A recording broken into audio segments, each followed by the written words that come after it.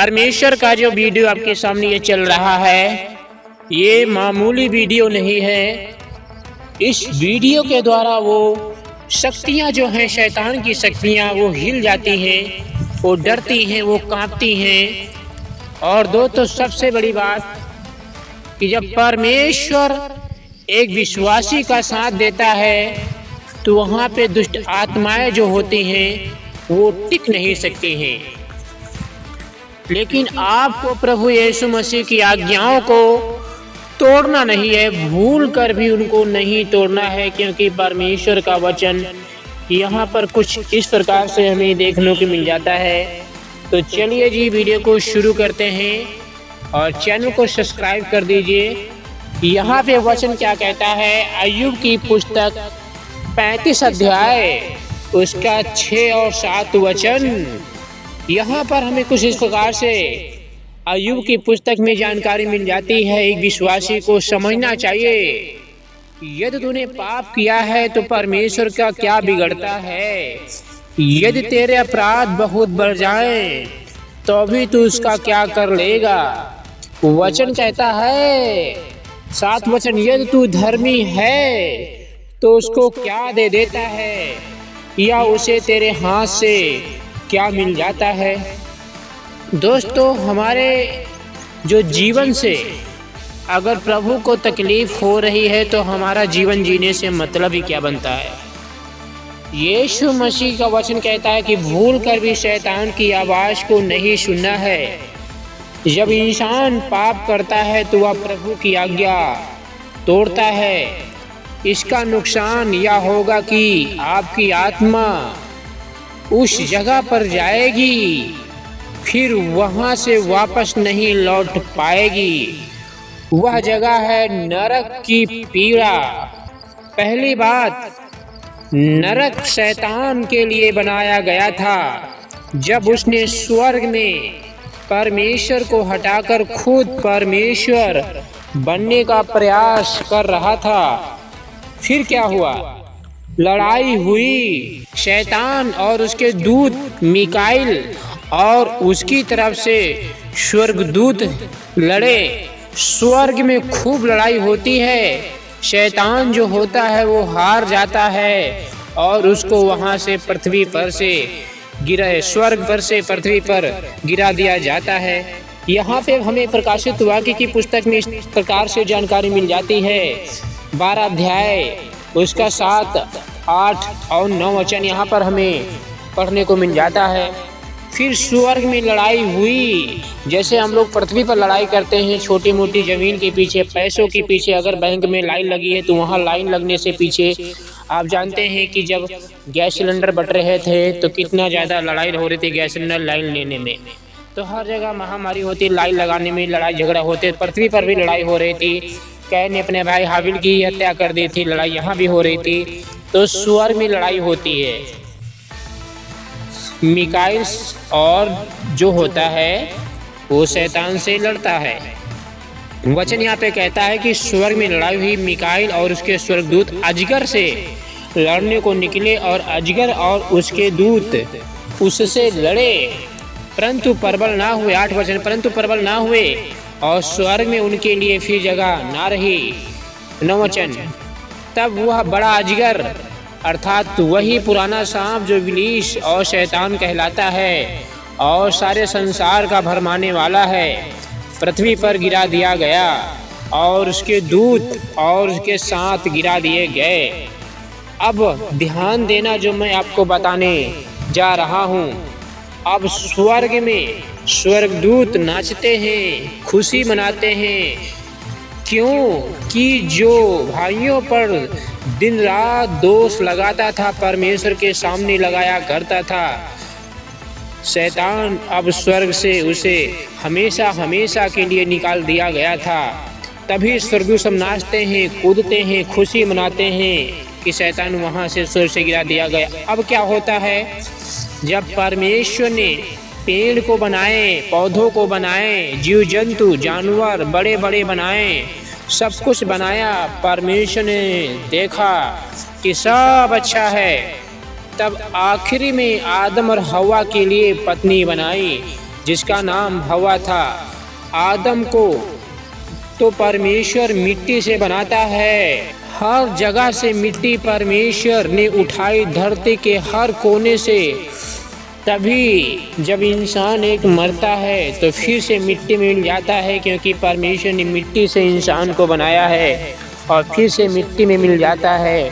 चाहे अमेरिका में लोग मरे, चाहे इंग्लैंड में मरे, चाहे भारत में मरे, चाहे यूक्रेन में मरे, जहाँ कहीं मरे इंसान, क्योंकि परमेश्वर ने दोस्तों हर जगह से मिट्टी लाई है और आदम को बनाया था, नाक कान हाथ मुंह, और यहोवा ने उसको बना दिया। वचन यहाँ पे कहता है दोस्तों कि इंसान चाहे जितना खा पी ले, चाहे जितना पहन ओढ़ ले, एक न एक दिन उसकी बटन दबेगी और उसकी मृत्यु हो जाएगी। इसीलिए हमें बाइबल के वचनों को भूलना नहीं चाहिए कि एक दिन हमें यीशु मसीह के सामने जाना पड़ जाएगा। तो चलिए वचन देखते हैं। हालेलुया।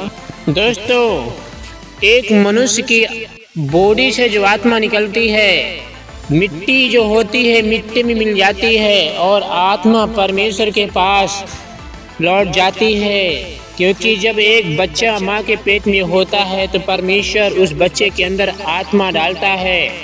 क्योंकि जब परमेश्वर ने आदम को बनाया था तो उसमें आत्मा ही डाली थी और वो जीवित प्राणी बन गया था। मिट्टी मिट्टी में मिल जाती है, आत्मा परमेश्वर के पास पहुंच जाती है। न्याय होने के लिए यह तो स्वर्गलोक में जाएगी अगर उसने यीशु पर विश्वास किया होगा, तो नहीं तो नरक में रहेगी, पीड़ा सहने के लिए, तकलीफ़ें सहने के लिए, क्योंकि उसने गलत काम करके, मूर्ति पूजा करके, फिर उस आत्मा के साथ बहुत बुरा किया जाता है। नरक के दूत आत्मा को बहुत ही तड़पाते हैं और वह आत्मा आग की झील में दिन रात रोती रहती है। दोस्तों, शैतान बहुत ही गुस्से से स्वर्ग से उतर आया है पृथ्वी पर। जरा भी आपसे चूक हुई, पूरा जाल फैलाकर रखा है उसने आपके लिए। आपको अपने साथ नरक में ले जाने के लिए उसने पूरी तैयारी करके रखी है। जरा भी प्रभु से दूर हो गए वो आपको फाड़ खाएगा। प्रकाशित वाक्य 12:12 में यहाँ पर हमें इस प्रकार से पढ़ने को मिल जाता है, जब लूसीफर को स्वर्ग से हमेशा के लिए निकाल दिया गया था, तब स्वर्गों सब मिलकर खुशी मना रहे थे और इधर शैतान बड़े क्रोध में था।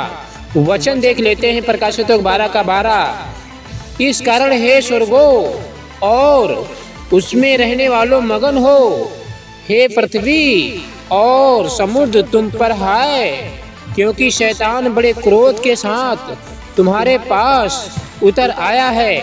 क्योंकि वह जानता है कि उसका थोड़ा ही समय और बाकी रह गया है।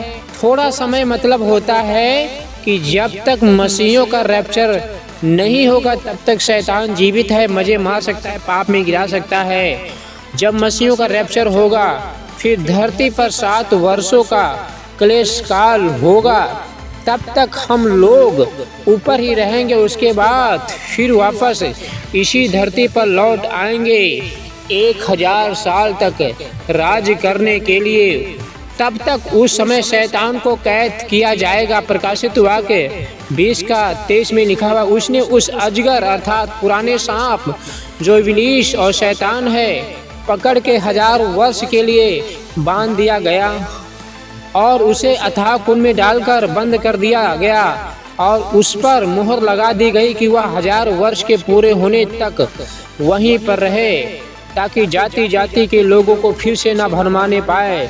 इसके बाद अवश्य है कि वह पृथ्वी पर थोड़ी देर के लिए फिर खोला जाए। वचन कहता है कि जब हमारे 1000 साल राज्य के पूरे हो जाएंगे और हम जब राज्य करेंगे तो मनुष्यों के पर राज्य करेंगे, क्योंकि जब धरती का नाश परमेश्वर करेगा तो कुछ ऐसे लोग होंगे, थोड़े बहुत बच जाएंगे, उनसे जनसंख्या फिर बढ़ेगी और उनके पर हम राज्य करेंगे। जो लोग मनुष्य के मिट्टी के होंगे उनको शैतान फिर से भरमाएगा, फिर से लड़ाई के लिए उकसाएगा और पूरे यरूशलेम को, नगर को घेर लेगा।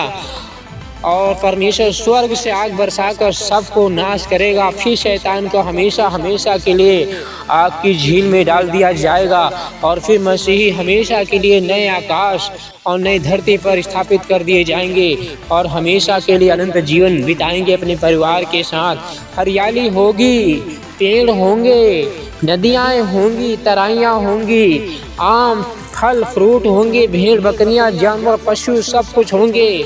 जैसे परमेश्वर ने आदम को बनाया था दोस्तों और सब कुछ अच्छा था, हरियाली थी, सब कुछ अच्छा था, वैसे ही परमेश्वर एक दिन नया आकाश और नई पृथ्वी बनाने जा रहा है। इसलिए प्रभु यीशु मसीह यहाँ पे कह रहे हैं कि बच्चों, मेरे बेटे और बेटियों, मन फिराओ और परमेश्वर के योग्य फल लेके आओ, क्योंकि फल लाना बहुत ज़रूरी है तुम्हारा। यह है परमेश्वर यहोवा का वचन दोस्तों। इसलिए वचन के साथ मुँह ना मोड़े, वचन के साथ काम करें और पवित्रता में अपना जीवन को बनाए रखें, क्योंकि मन फिराओ परमेश्वर का राज्य अब निकट आ गया है। तो चलिए छोटी सी अब हम दुआ करते हैं, जो होगी हमारी रात्रि की प्रार्थना।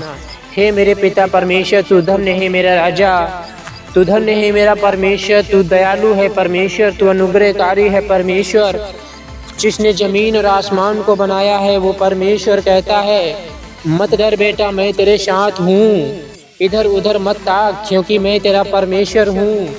मैं तेरी ऐसी रक्षा करूँगा, तुझे ऐसा खड़ा कर दूँगा और तुझे संभाले रहूँगा, तुझे झुकने नहीं पड़ेगा, तुझे किसी के सामने शर्मिंदगी महसूस नहीं होने दूँगा, क्योंकि मैंने तुझे बनाया है। मैं लिए फिरता रहूँगा और मैं लज्जित होने नहीं दूँगा। ये खुदाए के वादा है दोस्तों, क्योंकि आपके जो नाना नानी होंगे वो विश्वास नहीं किए होंगे तो नरक में तड़प रहे होंगे और पछता रहे होंगे, लेकिन परमेश्वर प्रभु यीशु मसीह जो हमें सुनहरा मौका देते हैं, अपने बिस्तर पे हम सोते हैं, अपने परिवार के साथ खाना खाते हैं और सुबह फिर से हम हरियाली देखते हैं, चिड़ियों की, पंछियों की, अपने घर की चीज़ों को देखते हैं। ये खुदा का धन्यवाद करें और प्रभु की उपासना में लगे रहें, क्योंकि परमेश्वर की उपासना ही हमारा एक लक्ष्य है, क्योंकि परमेश्वर ने अपनी आराधना करने के लिए हमको बनाया है।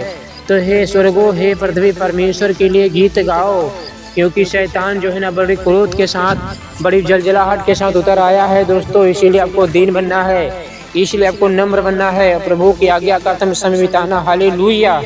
परमेश्वर यहाँ पर कहते हैं, लौट आओ मेरे बच्चों, लौट आओ मेरे बेटे बेटियों, क्योंकि अब जो है वो बहुत समय करीब आ चुका है। मैं दुनिया को फूंकने वाला हूँ, दुनिया की हर एक चीज़ को फूंकने वाला हूँ। हर एक गुनाह मेरे सामने करने से पहले 100 बार सोचो कि परमेश्वर तुम्हें देख रहा है। ये परमेश्वर का वचन कहता है, एक विश्वासी को खुदा देखता है, चाहे अंधेरे में करे, चाहे परमेश्वर कहते हैं उजाले में करो या झाड़ियों में करो, खुदा देखता है। परमेश्वर यहेजकेल से कह रहा है कि हे यहेजकेल, देख पुरनियों लोग अपने नक्काशीदार कोठरियों में कितना भयंकर गुनाह में लगे हुए हैं, कर रहे हैं। देख ये बाल देवताओं की उपासना कर रहे हैं, मूर्ति पूजा कर रहे हैं, ये गलत काम कर रहे हैं। ये कहते हैं कि मुझे देखता नहीं कोई है, लेकिन मैंने दंड दूंगा। परमेश्वर सख्त नफरत करते हैं मूर्ति पूजा करने वाले व्यक्ति से, सख्त नफरत करते गूंगी मूर्तियों से, क्योंकि उसमें जान नहीं है दोस्तों। क्योंकि परमेश्वर ने हमें सख्त मना किया है कि तुम मूर्ति पूजा ना करना। ये सिर्फ वीडियो मसीही लोगों को बुलाया जाता है, अन्य धर्मों का उल्लंघन करना हमारा काम नहीं है। कृपया करके अन्य जाति लोग वीडियो को बिल्कुल भी ना देखें, और देखें तो गंभीरता से बिल्कुल भी लेना आपको पड़ेगा, क्योंकि आप प्रभु के वीडियो देख रहे, जो प्रभु कहता है, बाइबल कहते हैं हम उसी को मानेंगे। आपके धर्म जाति से मुझे कोई लेना देना नहीं है। अगर बुरा लगता है तो आप हमारे हर कंटेंट को ना देखें, क्योंकि ये कंटेंट सिर्फ क्रिश्चियन यानी मसीही लोगों के लिए ही बनाए जाते हैं, ताकि हम प्रभु के घर जा सके। अन्य धर्मों के लिए वीडियो नहीं बनाए जाते हैं, क्योंकि हम अन्य धर्म को नहीं मानते हैं, हम सीधा यीशु मसीह को मानते हैं। क्योंकि उसने धर्म नहीं बनाया है, उसने सिर्फ इंसान को बनाया है, उसने सिर्फ पेड़ पौधों को बनाया है, पंछियों को बनाया है। जाति सिर्फ पंछियों में होती है, जानवरों में होती है, इंसानों में नहीं होती है। लेकिन आज लोग धर्म के नाम से पाखंड मचा रहे हैं, धर्म के नाम से लोग लूट रहे हैं, धर्म के नाम से लोग आज लोगों को पाप में गिरा रहे हैं, गुनाह में गिरा रहे हैं, लोगों को डरा रहे हैं, धमका रहे हैं। ये सब परमेश्वर ने मना किया है। परमेश्वर हमारा दयालु है, परमेश्वर हमारा अनुग्रहकारी है, परमेश्वर हमारा न्यायी है। वो जगत की ज्योति है, वो जीवन की रोटी है, जिसने आपके जीवन में बड़े बड़े अद्भुत और मिराकल काम किए हैं। वो आपको सुरक्षा देगा, वो आपकी सहायता करेगा, वो आपको टूटने नहीं देगा। आपको परमेश्वर सहायता करेगा, आपको ब्लेस करेगा परमेश्वर, आपकी हेल्प करेगा परमेश्वर, आपके जीवन में बड़े बड़े काम करेगा परमेश्वर। इसलिए खुदा कहते हैं, मत डर बेटा, मैं तुम्हारे साथ हूँ, इधर उधर मत ताक, क्योंकि मैं तेरा परमेश्वर हूँ। मैं तुझे दृढ़ करूँगा, तेरी सहायता करूँगा, और मैं तुझे अपने दाहिने हाथ से संभाले रहूँगा। ये परमेश्वर यहोवा का वचन कहता है। तो धन्यवाद कहते हैं प्रभु, हम मदद करे, सहायता करे। यीशु के नाम से प्रार्थना को मांग लेते हैं, आमीन।